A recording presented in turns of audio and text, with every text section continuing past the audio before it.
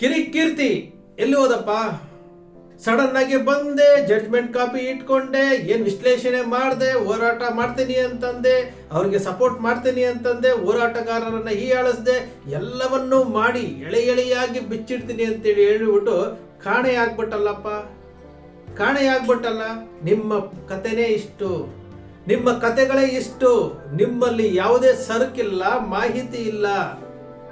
ಈ 3 ಪ್ರಕರಣಗಳು ಯಾರು ಏನಾಯ್ತು ಮಗಳೇ ಸತ್ಯ ಶೋಧನಾ ವರದಿ ಮಾಡ್ತೀನಿ ಅಂತ ಬಂದಂತ ವಸಂತ ಗಿಲಿಯಾರ್ ಅವರು ರಾಕೇಶ್ ಶೆಟ್ರು ಕ್ಷಮಿಸು ಸೌಜನ್ಯ ಮಾಡ್ತೀನಿ ಅಂತ ಹೇಳ್ಬಿಟ್ಟು ಬಹಿರಂಗವಾಗಿ ಕಾಮಾಟಿಪುರದ ಕಾಮಾಕ್ಷಿ ಅಂತ ಹೇಳಿದಂತಹ ಕ್ರೇಪಿಸ್ಟ್ ಕಾಮಾಕ್ಷಿ ಅಂತ ಹೇಳಿದಂತಹ ರಾಕೇಶ್ ಶೆಟ್ರು ಸಡನ್ ಆಗಿ ಬಂದಂತಹ ಕಿರಿಕೀರ್ತಿ ನಾನು ಏನೋ ಹೇಳ್ಬಿಡ್ತೀನಿ ಅಂತೇಳಿ ಅದ್ಯಾವುದೋ ಒಂದು ಯೂಟ್ಯೂಬ್ ಚಾನಲ್ ಅಲ್ಲಿ ಕುತ್ಕೊಂಡು ಜಡ್ಜ್ಮೆಂಟ್ ಕಾಪಿಯನ್ನು ತಿರುಗಿಸಿ ಹೇಳಿ ಜನರಿಗೆ ದಾರಿ ತಪ್ಪಿಸ್ಲಿಕ್ಕೆ ಹೋಗಿ ಜನರಿಂದ ಚೀಮಾರಿ ಹಾಕಿಸ್ಕೊಂಡಂತ ಕಿರಿಕೀರ್ತಿ.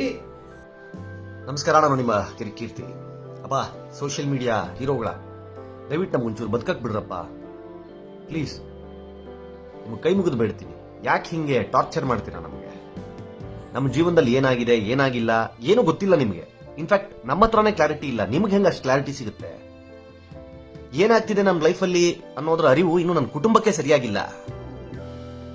ಏನೋ ಇರುತ್ತೆ, ವೈಯಕ್ತಿಕ ಜೀವನ ಪ್ರತಿಯೊಬ್ಬರಿಗೂ ಇರುತ್ತೆ ನಿಮ್ಮ ಹಾಗೇನೆ. ದಯವಿಟ್ಟು ಅದನ್ನ ನಿಮ್ಗೆ ಬೇಕಾದ ಹಾಗೆ ಕಲ್ಪಿಸಿಕೊಂಡು ಹಿಂಗಿರ್ಬೋದಂತೆ, ಅವನು ಹಂಗಂತೆ, ಇವಳು ಹಿಂಗಂತೆ, ಯಾರು ಬಂದು ನಿಮ್ಮ ಹತ್ರ ಕತೆ ಹೇಳಿದ್ದಾರೆ? ನೀವೇನಾದ್ರೂ ನಮ್ಮ ಮನೇಲಿ ಇನ್ನೊಂದು ರೂಮಲ್ಲಿ ವಾಸ ಇದ್ರಾ? ನಿಮ್ಗೆ ಬೇಕಾಗಿದ್ದೇ ಕಮೆಂಟ್ಗಳು, ನಿಮ್ಗೆ ಬೇಕಾಗಿದ್ದೇ ಇದು ಮೆಸೇಜ್ಗಳು, ನಿಮ್ಗೆ ಬೇಕಾಗಿದ್ದೇ ಸ್ಟೇಟಸ್ಗಳು. ಏನಕ್ರಪ್ಪ ಇನ್ನೊಬ್ಬರ ವೈಯಕ್ತಿಕ ಜೀವನದ ಬಗ್ಗೆ ನಿಮಗೆ ಅಷ್ಟು ದೊಡ್ಡ ಆಸಕ್ತಿ? ಯಾರೋ ಒಂದಿಷ್ಟು ಊಹಾಪೋಹಗಳನ್ನು ಹರಡಿದಾಗ ನಾನೊಂದಿಷ್ಟು ಕ್ಲಾರಿಟಿ ಕೊಡಬೇಕಿತ್ತು, ಕೊಟ್ಟು ಸುಮ್ಮನಾಗಿದ್ದೀನಿ. ನಮ್ಮ ಬದುಕು ನಾವು ನೋಡ್ಕೋತಾ ಇದೀವಿ. ನಿಮ್ಗೆ ಯಾಕೆ ಒಳ್ಳೇದು ಹರಿಸ್ತೀರಾ, ಒಳ್ಳೇದು ಬಯಸ್ತೀರಾ? ರೆಸ್ಪೆಕ್ಟ್ ಮಾಡೋಣ. ಅದನ್ನು ಬಿಟ್ಟು ಅವನು ಹಂಗ ಮಾಡದ್ನಂತೆ, ಇವಳು ಹಿಂಗ ಮಾಡದ್ಲಂತ ಯಾರಿಗೆ ನಿಮ್ಗೇನಾದ್ರೂ ಬಂದು ನಾವು ಹೇಳಿದೀವ?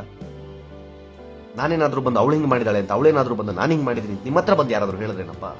ಬಿಡಿ, ನಮಗೆ ಗೊತ್ತಿದೆ 10 ವರ್ಷ ಸಂಸಾರ ಮಾಡಿದವ್ರಿಗೆ ಬದುಕನ್ನು ಹೇಗೆ ನಿಭಾಯಿಸ್ಕೊಂಡು ಹೋಗ್ಬೇಕು, ಮುಂದೆ ಏನ್ ಮಾಡಬೇಕು ಎಲ್ಲದರ ಅರಿವು ನಮ್ಗಿದೆ. ಯಾಕೆ ಸುಮ್ಮನೆ ನಮ್ಮ ಕಾಲೆಳೆದು ನಮಗ್ ಹೊಟ್ಟೆ ಉರಿಸಿ ನಮಗ್ ಸಂಕಟ ಆಗೋಂಗ್ ಮಾತಾಡಿ, ಅದನ್ನ ನನ್ನ ಮನೆಯವ್ರು ನೋಡಿ ಅವ್ರ ಕಣ್ಣೀರ್ ಹಾಕೊಂಡು, ಅವಳ ಮನೆಯವ್ರು ನೋಡಿ ಅವ್ರ ಕಣ್ಣೀರ್ ಹಾಕೊಂಡು ಯಾಕೆ ಅವ್ರ ಹೊಟ್ಟೆ ಉರಿಸ್ತೀರಿ? ಏನ್ ಸಿಗುತ್ತೆ ನಿಮ್ಗೆ? ನಿಮ್ಗೂ ತಂದೆ ತಾಯಿ ಮಕ್ಕಳು ಹೆಂಡತಿ ತಂಗಿ ಎಲ್ಲ ಇರ್ತಾರಲ್ವಾ? ಹಂಗೆ ಯಾರೋ ನಾವು ಒಬ್ರು ಅಂತ ಅಂದ್ಕೊಳ್ಳಿ, ಅಣ್ಣನೋ ತಮ್ಮನೋ ತಂಗಿನೋ ಏನೋ ಒಂದು ಅಂದ್ಕೊಂಡು ಸುಮ್ಮನೆ ನೆಮ್ಮದಿಯಾಗಿ ಬದುಕಕ್ ಬಿಡಿ. ನಿಮ್ ಕುಟುಂಬದಲ್ಲೇ ಯಾರಿಗಾದ್ರೂ ಏನಾದ್ರೂ ಆದ್ರೆ ಅಂದ್ರೆ ನಿಮ್ಗೆ ಏನು ಅಂತಾನೆ ಇನ್ನು ಸ್ಪಷ್ಟನೆ ನಿಮಗೆ ಐಡಿಯಾನೇ ಇಲ್ಲ.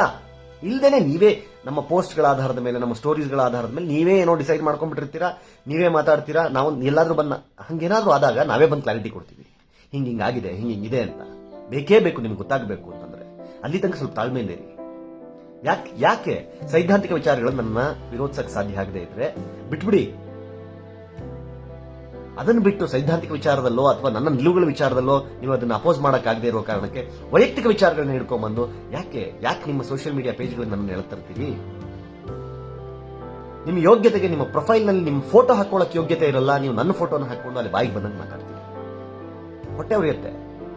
ನನಗೊಂದು 7 ವರ್ಷದ ಮಗ ಇದ್ದಾನ್ರಿ, 60-62 ವರ್ಷದ ಅಮ್ಮ ಇದ್ದಾರೆ, ಅಪ್ಪ ಇದ್ದಾರೆ, ಅವರು ನೋಡ್ತಿರ್ತಾರೆ ಇದನ್ನೆಲ್ಲ. ನಮ್ಮ ಕುಟುಂಬ ಇದೆ. ಏನ್ ನಿಮ್ ಮನ್ಸೋ ಇಚ್ಛೆ ಬಾಯಿಗೆ ಬಂದಂಗೆ ಬರೀತೀರಿ? ನಿಮ್ಗೆಲ್ಲ ಫ್ಯಾಮಿಲಿ ಇರಲ್ಬೇಕ್ರಿ. ನಿಮ್ಮ ಮನೆಯಲ್ಲಿ ಹೆಚ್ಚು ಕಮ್ಮಿ ನಿಮ್ಮ ಅಮ್ಮನೋ ನಿಮ್ಮ ಹೆಂಡತಿನೋ ಹೋಗೋ ರೇಷನ್ ಇನ್ನೂ ತಂದಿಲ್ವಲ್ಲೋ, ನಾಚಿಕೆ ಆಗಲ್ವನೋ, ಮಾನ ಮರ್ಯಾದೆ ಇಲ್ವೋ, ನನ್ನ ಮನೆಯಿಂದ ಹೊರಗಡೆ ದಬ್ಬಿರ್ತಾರೆ. ಆ ಟೈಮಲ್ಲಿ ಸುಮ್ಮನೆ ಕೂತ್ಕೊಳ್ಳೋಕ್ಕಾಗಲ್ಲ ಅಂತ ಮೊಬೈಲ್ ಇದೆ ಅನ್ನೋ ಕಾರಣಕ್ಕೆ ನನ್ನ ಪೇಜಿಂದ ನನ್ನ ವಿಷಯನ ಇಟ್ಕೊಂಡು ನಿಮ್ಮ ಸ್ಟೇಟಸ್ಗಳಲ್ಲೋ ಪೇಜ್ಗಳಲ್ಲೋ ಕಮೆಂಟ್ಸ್ ಸೆಕ್ಷನ್ ಅಲ್ಲೋ ಹಾಕ್ತೀವಿ ಅಂತಂದ್ರೆ ನೀವೆಲ್ಲ ಏನ್ ಮನುಷ್ಯರು? ನೀವು ನಿಮ್ಮ ತಟ್ಟೆಲಿ ಹೆಗಣ ಬಿದ್ದಿರುತ್ತೆ, ಯಾಕೆ ನನ್ನ ತಟ್ಟೆಲಿ ಒಣ ಹುಡ್ಕಕ್ ಬರ್ತೀರಿ? ಬಿಡಿ. ನಮ್ಮ ಸಂಕಟ ನಮ್ಗೆ ಗೊತ್ತಿರುತ್ತೆ, ಏನ್ ಮಾಡ್ಬೇಕು ಅನ್ನೋದು ನಮ್ಗೆ ಗೊತ್ತಿರುತ್ತೆ, ಹೆಂಗ್ ಸರಿ ಮಾಡ್ಕೋಬೇಕು, ಹೆಂಗ್ ತಿದ್ಕೋಬೇಕು, ಮುಂದೆ ಹೇಗೆ ಅನುಸರಿಸ್ಕೋಬೇಕು, ಅನುಭವಿಸಬೇಕು ಅನ್ನೋದು ನಮ್ಗೆ ಗೊತ್ತಿರುತ್ತೆ, ನಮ್ಗದ್ರ ಅರಿವಿದೆ. ಯಾಕೆ ಸುಮ್ಮನೆ ನಿಮಗೆ ಬೇಡದೇ ಇರೋ ವಿಚಾರಗಳಲ್ಲಿ ಹಿಂಗೆ ತಲೆ ತುರಿಸಿ ಇನ್ನೊಂದು ಬದುಕನ್ನೇ ಇನ್ನೊಬ್ಬರ ಬದುಕನ್ನೇ ನಾಶ ಮಾಡಕ್ಕೆ ಯಾಕೆ ಹೊರಡ್ತೀರಿ? ಏನ್ ಸಿಗುತ್ತೆ?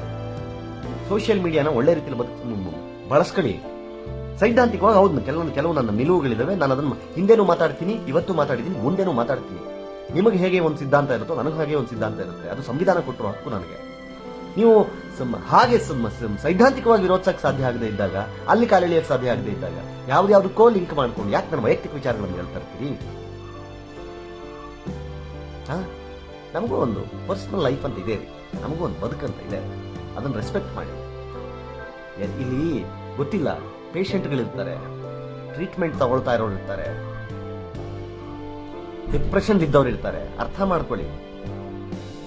ನಿಮ್ಗೆ ಬೇಕಾದ ಹಾಗೆ, ನಿಮ್ಮ ಆಲೋಚನೆಗೆ ಬಂದ ಹಾಗೆ ದಯವಿಟ್ಟು ಬರ್ಕೊಂಡು ಕುತ್ಕೊಂಬೇಡಿ. ಅದು ಇನ್ನೊಬ್ಬರ ಬದುಕನ್ನೇ ತೆಗೆದುಬಿಡುತ್ತೆ. ನನ್ನ ಪರಿಸ್ಥಿತಿಯಲ್ಲಿ ಬೇರೆ ಯಾರಾದರೂ ಇದ್ದಿದ್ರೆ ಇಷ್ಟೊತ್ತಿಗೆ ಏನೇನೋ ಆಗಿ ಹೋಗ್ತಾ ಇತ್ತು. ಆದರೆ ಏನೂ ಆಗದೆ ಪ್ರತಿಯೊಂದನ್ನು ಈಸಿಯಾಗಿ ಬ್ಯಾಲೆನ್ಸ್ ಮಾಡುವ ಮತ್ತು ಅದನ್ನ ನಿಭಾಯಿಸ್ಕೊಂಡು ಹೋಗೋ ಪ್ರಯತ್ನ ಮಾಡ್ತಿದ್ದೀನಿ ಅಂತಂದ್ರೆ ನಾನು ಏನು ಮಾಡ್ತಾ ಇದ್ದೀನಿ ಅದು ಕರೆಕ್ಟಾಗಿ ಇದೆ ಅನ್ನೋದು ನನಗೆ ಗೊತ್ತಿರುತ್ತೆ. ನನಗೆ ಅರಿವಿದೆ. ದಯವಿಟ್ಟು ಇನ್ನೊಬ್ಬರ ಜೀವನದಲ್ಲಿ ಚೆಲ್ಲಾಟ ಆಡ್ಕೊಂಡು, ಇನ್ನೊಬ್ಬರ ಬಗ್ಗೆ ಕೆಟ್ಟದಾಗಿ ಮಾತಾಡಿಕೊಂಡು, ಇನ್ನೊಬ್ಬರ ವೈಯಕ್ತಿಕ ಬದುಕನ್ನು ನಿಮ್ಮ ಸೋಷಿಯಲ್ ಮೀಡಿಯಾ ಪೇಜ್ಗಳಲ್ಲಿ ಅವಹೇಳನ ಮಾಡಿಕೊಂಡು ನಗಾಡ್ಕೊಂಡು ಕಿಸ್ಕಿಸ್ಕೊಂಡಿದ್ರೆ ಆ ಭಗವಂತ ಒಂದು ದಿನ ನಿಮ್ಮ ಜೀವನದಲ್ಲೂ ಆಟ ಆಡ್ತಾನೆ. ನೆನ್ಪಿಟ್ಕೊಳ್ಳಿ. ಅವತ್ತು ಅನುಭವಿಸ್ತೀರಿ. ಅವತ್ತು ನನ್ನ ಶಾಪ, ನನ್ನ ಹೊಟ್ಟೆ ಉರಿ ನಿಮಗೆ ತಟ್ಟುತ್ತೆ. ನೆನ್ಪಿಟ್ಕೊಳ್ಳಿ. ಇವ್ರು ಯಾರೂ ಸಹ ಕರೆಕ್ಟಾಗಿ ಕೆಲಸ ಮಾಡಲೇ ಇಲ್ಲ.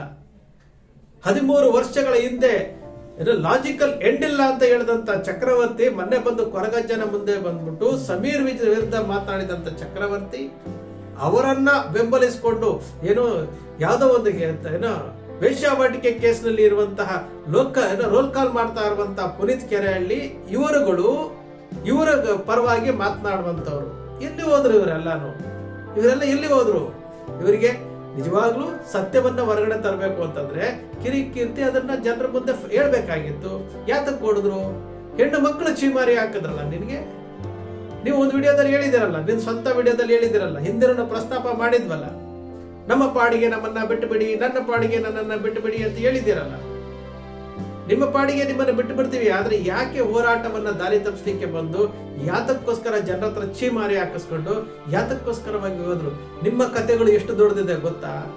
ನಿಮ್ಮ ಕಿರಿಕೀರ್ತಿ, ನೀವು ಎಲ್ಲೆಲ್ಲಿ ಏನೇನ್ ಮಾಡಿದ್ದೀರಿ, ಯಾರ್ಯಾರ ಹತ್ರ ಏನೇನ್ ಸುಳ್ಳು ಹೇಳಿದಿರಿ, ಯಾರ್ಯಾರಿಗೆ ಏನೇನ್ ದಾರಿ ತಪ್ಪಿಸಿದ್ದೀರಿ, ಯಾತಕ್ಕೆ ನೀವು ಈ ರೀತಿ ಆಗೋದ್ರಿ, ನೀವು ಮಾಡಿದಂತಹ ತಪ್ಪುಗಳಿಂದ ನೀವು ಯಾಕೆ ಈ ರೀತಿಯಾದಂತಹ ಮಾನಸಿಕವಾಗಿ ಹಿಂಸೆ ಅನುಭವಿಸ್ತಾ ಇದ್ರಿ, ಎಲ್ಲವೂ ಗೊತ್ತಿದೆ. ಹಾಗಂತ ಹೇಳ್ಬಿಟ್ಟು ನಾವು ವೈಯಕ್ತಿಕ ವಿಚಾರಗಳಾಗಿರ್ಬೋದು ಯಾವುದನ್ನು ನಾವು ಮಾತಾಡೋದಿಲ್ಲ. ನೀವು ಹೆಣ್ಣು ಮಕ್ಕಳ ರಕ್ಷಣೆಗೋಸ್ಕರ ನಿಲ್ತೀನಿ ಅಂತಂದವರು ನೀವು ಏನೇನ್ ಮಾಡಿದ್ದೀರಿ? ಬಹಳಷ್ಟು ಜನ ಪತ್ರಕರ್ತ ಮಿತ್ರರು ಕಿರಿಕೀರ್ತಿಯ ಬಗ್ಗೆ ನಮ್ಗೆ ಇನ್ಬಾಕ್ಸ್ ಅಲ್ಲಿ ಹೇಳ್ತಾರೆ. ಬೇರೆ ಬೇರೆ ಪತ್ರಕರ್ತರು ನಡೀತದೆ. ಇವತ್ತೇನು ಹನಿ ಟ್ರಾಪ್ ಅಂತಾರಲ್ಲ, ಹನಿ ಟ್ರಾಪ್ ಗಿಂತ ದೊಡ್ಡ ಕತೆ ಪತ್ರಿಕೋದ್ಯಮದಲ್ಲೂ ಇದೆ. ಒಬ್ಬ ಸಂಪಾದಕ ಇವತ್ತಿಗೂ ಸಹ ಸೋಷಿಯಲ್ ಮೀಡಿಯಾದಲ್ಲಿದ್ದಾರೆ. ಒಬ್ಬ ಹಿರಿಯ ಸಂಪಾದಕ ಆಗಿದ್ದಂಥವರು ಅವರು ಫೇಸ್ಬುಕ್ ಅಲ್ಲಿ ಬರ್ಕೊಳ್ತಾರೆ, ಪತ್ರಿಕೋದ್ಯಮದಲ್ಲಿ ಸ್ಯಾಟಲೈಟ್ ಚಾನೆಲ್ಗಳಲ್ಲೂ ಈ ತರ ಲೈಂಗಿಕ ಕಿರುಕುಳ ಆಗಿತ್ತು ಅಂತೇಳಿ ಒಂದು ಬ್ರೇಕಿಂಗ್ ನ್ಯೂಸ್ ಅಂತೇಳಿ ಕೊಟ್ಟಿರ್ತಾರೆ. ಇವತ್ತಿಗೂ ಇದ್ದಾರೆ ಅವರು. ಅಂದ್ರೆ ಎಲ್ಲಾ ಕಡೆನೂ ಹೆಣ್ಣು ಮಕ್ಕಳನ್ನ ತಿಂದು ಮುಗಿಸೋದೇ ಇವರ ಕಾಯಕ. ಎಲ್ಲಾ ಕಡೆನೂ ಹೆಣ್ಣು ಮಕ್ಕಳು ಬಿಟ್ಟಿ ಬಿದ್ದಿಲ್ರಿ. ಅವರು ನಿಮ್ಗೆ ಜನ್ಮ ಕೊಡ್ತಾರೆ, ನಿಮ್ಮನ್ನ ಆರೈಕೆ ಮಾಡ್ತಾರೆ. ಕಿರಿಕೀರ್ತಿ ಮಾತನಾಡ್ಲಿಕ್ಕೆ ಮುಂಚೆ ಎಚ್ಚರವಾಗಿರ್ಬೇಕು. ಮಾತನಾಡಕ್ ಮುಂಚೆ ನಾನು ಏನ್ ಮಾತಾಡ್ತಾ ಇದ್ದೀನಿ ಅಂತ ಹೇಳ್ಬೇಕು.